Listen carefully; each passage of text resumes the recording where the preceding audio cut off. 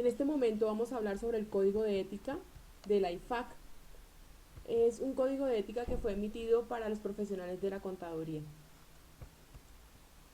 Este es un trabajo presentado para la Fundación Universitaria San Martín a cargo o bajo la tutoría del profesor Juan Carlos Ruiz. ¿Quiénes lo presentan? Mariam Giovanna Forero, Shirley Xiomara Grueso y Joana Ortiz Agudelo. Este trabajo es presentado por la Facultad de Contaduría Pública en la asignatura de Ética Profesional.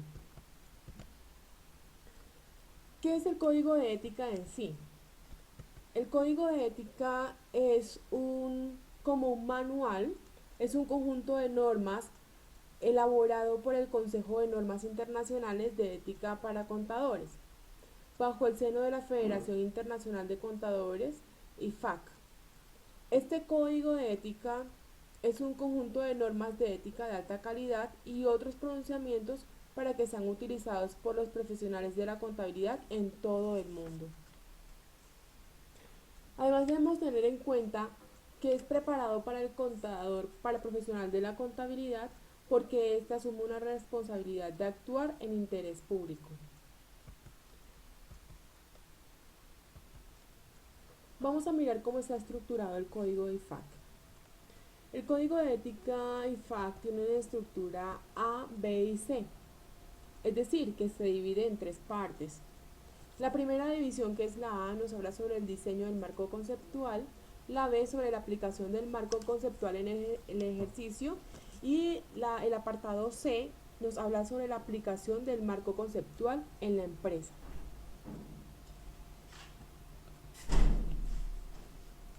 El código de ética IFAC, nosotros en este momento nos vamos a enfatizar en la parte C. La parte C nos habla de las circunstancias en las que el cumplimiento de los principios fundamentales pueden llegar a peligrar. Esta parte C nos describe el modo en que se aplica en el marco conceptual en determinadas situaciones. Nos vamos a ver enfrentados a algunas amenazas, pero asimismo el código de ética nos las muestra y también nos muestra la forma de eliminarlas con unas salvaguardas. Cabe también la pena de, de enfatizar en que el cumplimiento es obligatorio, salvo si el presente código autoriza una excepción. Entonces, la parte C del código de ética nos presenta 6 secciones o apartados. Entonces, la primera es la sección 300 que nos habla sobre la introducción, la 310 que nos habla sobre los posibles conflictos, la 320 nos habla sobre la preparación y presentación de la información, la 330 sobre la actuación con la especialización suficiente, 340 el interés financiero y la 350 que nos habla sobre los incentivos. En la 300, que es la primera de todas las secciones que nos habla el apartado C, nos cuenta sobre las circunstancias y relaciones del profesional. Es decir, la sección 300 es la introducción. Estas circunstancias pueden originar amenazas en relación con el cumplimiento de los principios fundamentales. Para eso se recomienda que el contador o el profesional de la contabilidad mantenga una especial atención ante la existencia de dichas circunstancias y relaciones. En el ejercicio de la profesión dentro de la empresa, el profesional de la contabilidad es responsable de promover los objetivos legítimos de la entidad para las que trabaja y asimismo estar pendiente y observando las circunstancias en las que el cumplimiento de los principios fundamentales pueden llegar a peligrar. El profesional de la contabilidad también tiene que tener en cuenta el énfasis y la importancia de la ética en la entidad para la que trabaja. Debe tener en cuenta también que el profesional de la contabilidad no realizará a sabiendas ningún negocio, ocupación o actividad que dañe o pueda dañar la integridad, la objetividad o la buena reputación de la profesión y que por ende sea incompatible con los principios fundamentales. Decíamos que cuando nosotros tenemos el ejercicio profesional bajo normas éticas, bajo un comportamiento ético, nos vamos a ver afectados en diferentes amenazas. Tenemos una amenaza que es el interés propio, Esta amenaza forma un concepto cuando nosotros tenemos un interés financiero en la entidad para la que trabajamos o recibimos un préstamo o un aval de la misma, cuando participamos en acuerdos de remuneración que contienen incentivos, cuando tenemos una utilización inadecuada de fines personales de los activos de la empresa o cuando nos preocupamos en relación con la seguridad del empleo o también cuando tenemos presiones comerciales recibidas fuera de la entidad para la que trabajamos. La amenaza de la autorrevisión es una amenaza que se ve determinada en la combinación de negocios. Entonces, también tenemos la amenaza de la abogacía, que esa se ve presente cuando nosotros utilizamos afirmaciones falsas o que induzcan a un error. Tenemos la amenaza de familiaridad, que es la que hace que se involucre nuestra familia en cuanto a que ellos reciban algún tipo de incentivos o regalos por parte de la empresa o por parte de personas dentro de la empresa.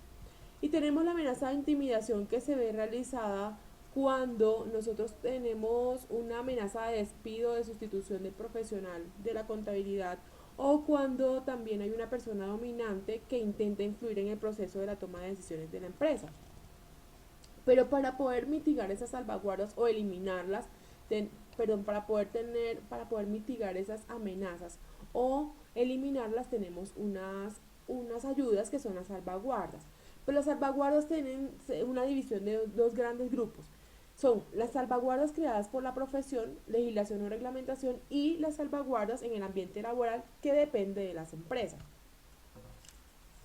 Entonces vamos a mirar el apartado 310 que nos habla sobre los posibles conflictos que puede tener el profesional de la contabilidad en el ejercicio de su profesión dentro de la empresa. Cuando el profesional se comporta de acuerdo con las normas éticas, este incurre, pues puede ser afectado por algunas amenazas y esas amenazas nos pueden llevar a mentir o inducir a error intencionalmente. De hecho, puede incluir error a través del silencio. O también puede emitir o asociarse por otro medio con un informe financiero o no financiero que representa de un modo materialmente erróneo los hechos. En el primer apartado, que es mentir o inducir a un error intencionalmente, podemos hacer implicados a los auditores de la entidad para la que trabajamos o al regulador. Y en el segundo apartado, entonces estamos hablando de emitir los estados financieros, los deberes fiscales, los deberes legales o los informes requeridos por el regulador del mercado de valores. Cuando nosotros actuamos de manera correcta, entonces nos vemos afectados por estas amenazas, pero también recordar que para ello tenemos las salvaguardas que son para eliminar esas amenazas. Estamos también expuestos a las mismas amenazas que ya vimos anteriormente y para eso tenemos estas salvaguardas. Voy a hacer énfasis en tres solamente en este momento, que son los controles internos fuertes. Debemos tener controles internos fuertes dentro de la empresa o una comunicación en tiempo oportuno de las políticas y procedimientos de la entidad, incluido cualquier cambio de los mismos, a todos los empleados y formación teórica y práctica adecuada sobre dichas políticas y procedimientos. Y también podemos tener como una salvaguarda consultar a otro profesional de la contabilidad que resulte adecuado. Ahora vamos a tener en cuenta la sección 320, que nos habla sobre la preparación y presentación de informes.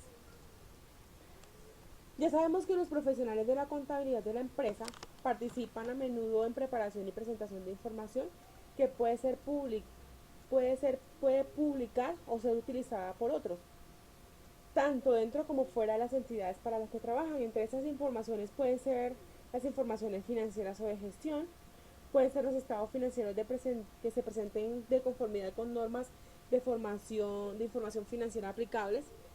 Y cuando el profesional cumple con esas características de describir con claridad la verdadera naturaleza de las transacciones empresariales, de los activos o de los pasivos, cuando clasifica y registra la información de modo oportuno y adecuado, cuando representa los hechos con exactitud e integridad en todos los aspectos materiales, se ve expuesto a tener muchas amenazas y obviamente Una de esas amenazas podría ser la de intimidación, podría ser la de familiaridad. Y entonces es cuando el profesional puede hacer uso de las salvaguardas, ¿m? Para eliminarlas o reducirlas. Asimismo tenemos la sección 330 que nos habla sobre la actuación con especialización suficiente. Esta sección nos habla del ejercicio de profesional dentro de la empresa que no inducirá a error intencionadamente a un empleador en relación con su nivel de especialización o de experiencia, ni dejará de buscar asesoramiento y ayuda de un experto cuando lo necesite. Este profesional también, si cumple con todas esas facultades correctamente, pues se va a ver implicado en algunas amenazas. Entonces el contador, el profesional debe emprender únicamente, esto tenemos que tenerlo bien claro, que debe emprender únicamente las tareas importantes para las que tiene o puede obtener suficiente formación o experiencia específicas. De lo contrario, pues se va a ver también implicado en muchas amenazas. Y una de esas cosas que puede hacer que haya amenazas para este profesional es carecer del tiempo suficiente para realizar o terminar adecuadamente las correspondientes tareas, disponer de información incompleta, carecer de suficiente experiencia, de información práctica y teórica, o también no disponer de los recursos necesarios para realizar adecuadamente sus tareas. También se ven ahí las amenazas a las que está expuesto este profesional, pero veamos las salvaguardas. Una de las salvaguardas importantes es que pueda obtener asesoramiento o formación adicionales, asegurar que haya suficiente tiempo disponible para realizar las tareas correspondientes, conseguir ayuda de una persona con especialización necesaria, consultar cuando sea necesario, ya dijimos, a expertos independientes o a un organismo profesional competente o también a los superiores dentro de la entidad para la que trabaja. Vemos la sección 340 que nos habla sobre los intereses financieros.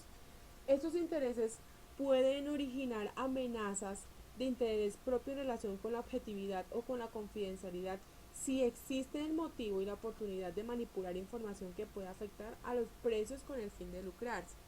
Entonces, puede ser que un familiar tenga un interés financiero directo o indirecto con la entidad para la que trabaja el profesional, o también pueden tener derecho a un bono relacionado con los beneficios, el valor de dicho bono puede verse afectado directamente por decisiones tomadas por el profesional de la contabilidad de la empresa.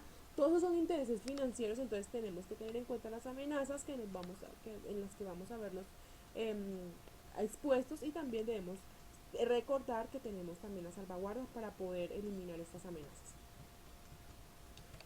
En cuanto a las amenazas, pues ya dijimos que nos podemos ver implicados, pero también tenemos a las salvaguardas, que son, puede ser tener unas políticas y procedimientos para que un comité, independientemente de la dirección, determine el nivel o el modo de remuneración de la alta dirección, o puede ser también procedimientos pues, de auditoría interna y externa, una formación actualizada sobre cuestiones de ética y sobre las restricciones legales, y también de las demás normativas referentes al uso de información privilegiada. En la sección 350, que nos habla sobre los incentivos, tenemos dos grandes grupos que son recibir ofertas y hacer ofertas. Entre esos incentivos tenemos unas amenazas cuando recibimos ofertas, o cuando algún miembro de nuestra familia también recibe ofertas, porque estamos incurriendo en recibir regalos a cambio de qué, porque muchas veces se puede ver involucrada la objetividad del profesional cuando recibe dichos o regalos. Tenemos que tener en cuenta que nosotros, si nos vemos implicados en esa amenaza, debemos informar inmediatamente a niveles superiores de la dirección o a los responsables del gobierno de la entidad para la que trabajamos. Y debemos informar a terceros del ofrecimiento también.